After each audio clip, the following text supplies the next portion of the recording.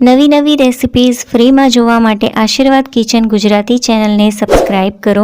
બાજુમાં રહેલા bell icon પર ક્લિક કરી ઓલ નોટિફિકેશન ઓન કરો, જેથી મારી આવનારી દરેક નવી રેસિપીની નોટિફિકેશન તમને સૌથી પહેલાં મળી જાય.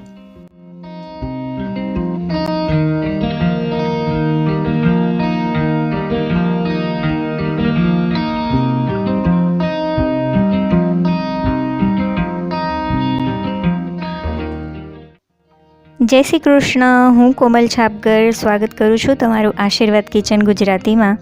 આજે હું તમારી સાથે એક ખૂબ જ ટેસ્ટી ડિલિશિયસ અને એકદમ ચોકલેટી કોલ્ડ કોકોની રેસિપી શેર કરીશ.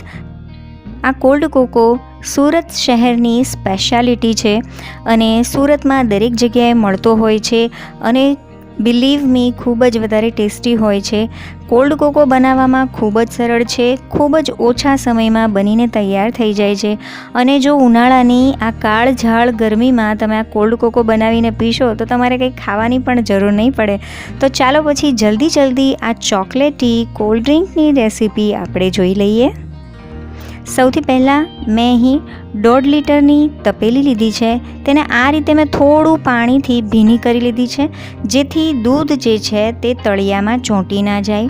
હવે આ તપેલીમાં હું 1 લીટર ફૂલ ફેટ દૂધ ઉમેરી રહી છું. અહીં ફૂલ ફેટ દૂધનો જ ઉપયોગ કરવો, જેનાથી કોલ્ડ કોકોનો ટેસ્ટ એકદમ રીચ લાગે છે. હવે દૂધમાં સ્વાદ પ્રમાણે ખાંડ ઉમેરવાની છે, તો હું અહીં 6 ટેબલ સ્પૂન ખાંડ ઉમેરી રહી છું, પણ તમે તમારા સ્વાદ મુજબ 1 ચમચી ઓછી અથવા વધારે પણ ઉમેરી શકો છો. હવે આ જે દૂધ છે તેને ગરમ મૂકી દેવાનું છે અને જ્યારે તે ગરમ થઈ જાય ત્યાર પછી આપણે બીજી વસ્તુ ઉમેરીશું. તો હવે મેં એક બીજા બાઉલમાં 1 કપ દૂધ લીધું છે, જે રૂમ ટેમ્પરેચર પર છે. તે ઠંડુ પણ નથી કે ગરમ પણ નથી. હવે તેમાં 2 ટેબલ સ્પૂન કોર્નસ્ટાર્ચ એટલે કે કોર્નફ્લોર ઉમેરવાનો છે. તો કોઈ સારા પેકેટનો કોર્નફ્લોર જ ઉપયોગમાં લેવો.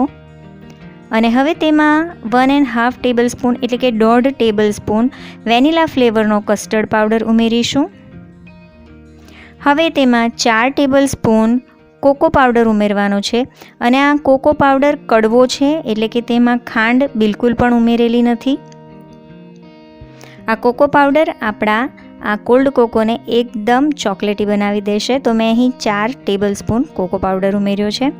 હવે ફ્લેવરને વધારે એન્હાન્સ કરવા માટે હું તેમાં 1/4 ટીસ્પૂન કોફી પાવડર ઉમેરી રહી છું, જે ટોટલી ઓપ્શનલ છે.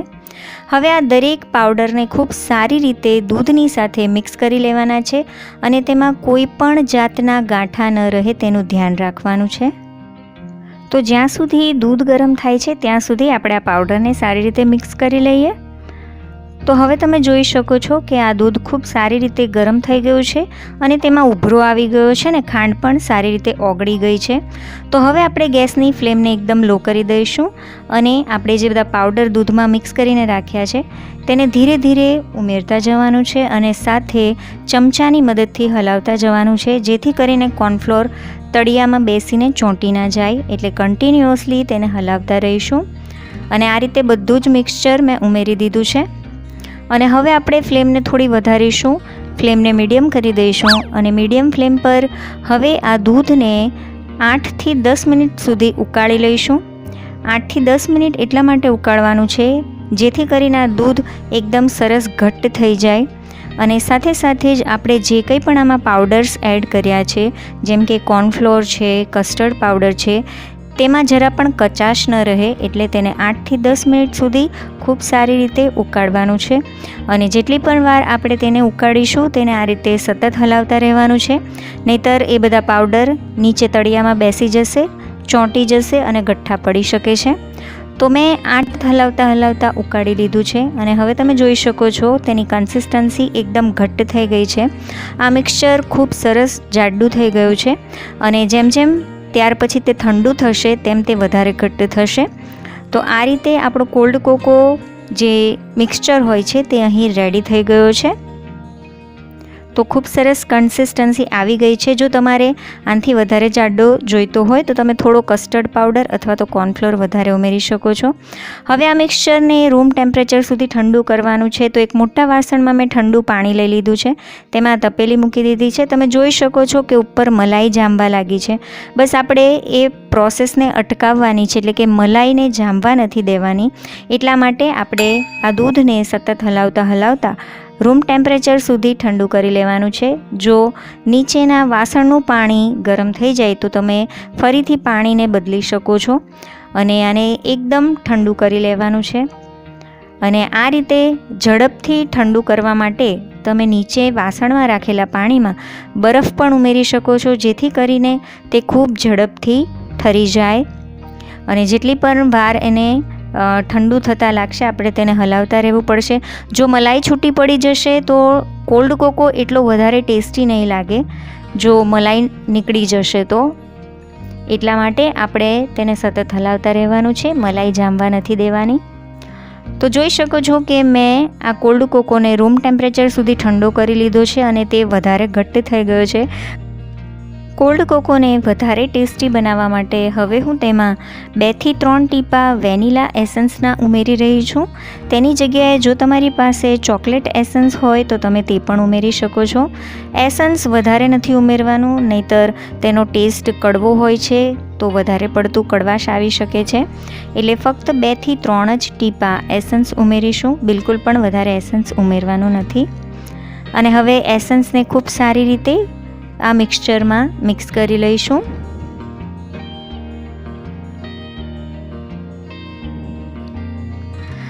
અને આ સ્ટેજ પર જો મલાઈ જામી ગઈ હોય અથવા ગઠ્ઠા રહી ગયા હોય તો તમે હેન્ડ બ્લેન્ડર ચલાવી અને તેને સ્મૂધ કરી શકો છો. પણ તમે જોઈ શકો છો કે આ મિક્સચર ખૂબ જ સ્મૂધ છે, એમાં કોઈ પણ મલાઈ નથી જામેલી. પણ ઝીણા ઝીણા કોઈક ગઠ્ઠા રહી ગયા હોય તો તેને દૂર કરવા માટે આ રીતે એક તપેલીમાં આ કોલ્ડ કોકોના મિશ્રણને ગાળી લઈશું, જેથી તેમાં કોઈ પણ ઝીણા ઝીણા ગઠ્ઠા હોય અથવા લમ્સ હોય તો તે દૂર થઈ જાય.